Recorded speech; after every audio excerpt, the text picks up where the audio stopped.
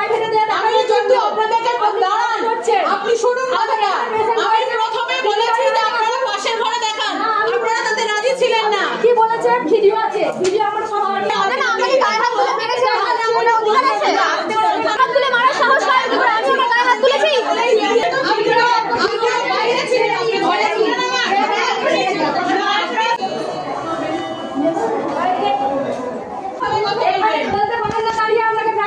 আমি যদি আপনাদেরকে দাঁড়ান, আপনি শুনুন কথাটা।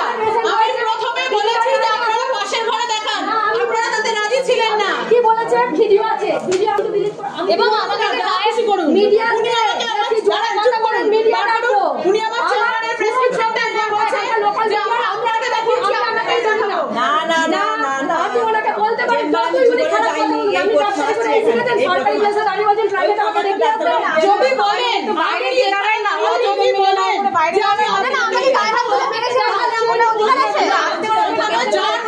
কি ঘটনা ডাক্তার বাবু জিজ্ঞেস বলুন আমার ভুল হয়েছে, আমি মিডিয়া আছে, ভুল করিনি। আমি ভিডিও কথা বলতে পারি না, ভিডিও করব। আপনি যদি বলেন আপনাকে ছেড়ে দিন আপনি যদি এই কথা বলেন, আপনি কেন বলেছেন আমাকে যে আপনাকে ছাড়াই দেখাবো না কাউকে?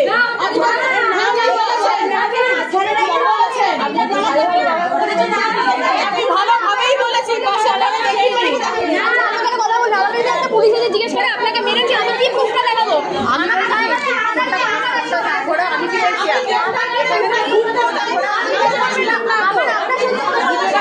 আমাকে একজন গায়ে হাত তুলে মারার সাহস হয় কি করে? আমি আমার গায়ে হাত তুলেছি।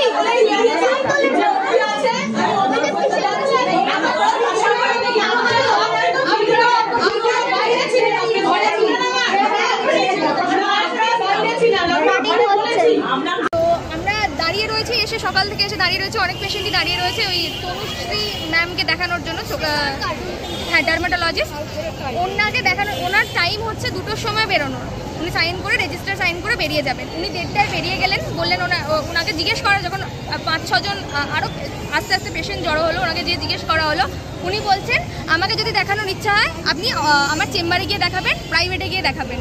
এটা প্রথম কথা উনি বললেন। তারপর ওনাকে যখন বলা হচ্ছে যে এখন আপনার টাইম হয়নি, আপনি 1:30টার আগে বেরিয়ে যাচ্ছেন, ওনার 2টোর সময় হিসাব মধ্যে যাওয়ার কথা, তখন উনি বলছেন যে না আমার একটা মাইনর ওটি আছে, আমাকে যেতেই হবে। এবং এই পুরো জিনিসটা যখন রেকর্ডিং করা হলো, উনি বলছেন যে আপনারা এখানে এসে রেকর্ডিং করতে পারেন না।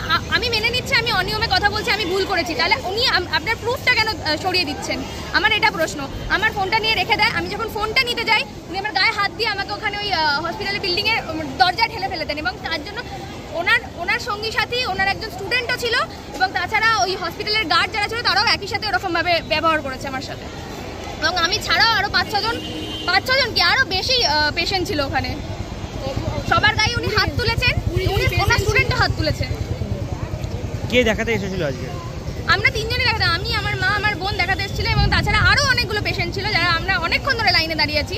তা উনি না দেখে উনি বললেন কিনা যে আমাকে দেখাতে চাইলে আমাকে চেম্বারে গিয়ে দেখাতে হবে, হসপিটালে দেখছি না। আর আমরা বলি প্রেসক্রিপশনে লিখে দিন। কোথায় বাড়ি আপনার? আমার বাড়ি আরামবাগ। কি নাম আপনার? আমার নাম আরাধনা। আপনাকেই ঠেলেছে? হ্যাঁ, আমাকে ঠেলে দিয়েছে। আমার ফোনটা, যেহেতু আমার ফোনে ভিডিও রেকর্ডিং করা হয়েছিল, উনি প্রথমত মোবাইলটা দেখি, একবার মোবাইলটা দেখান। হ্যাঁ, পরে ভিডিওটা আমাকে একজন সাহায্য করলো রিট্রিভ করার জন্য। এই গোটা ভিডিওটা আমার রেকর্ডিং আমার কাছে রয়েছে।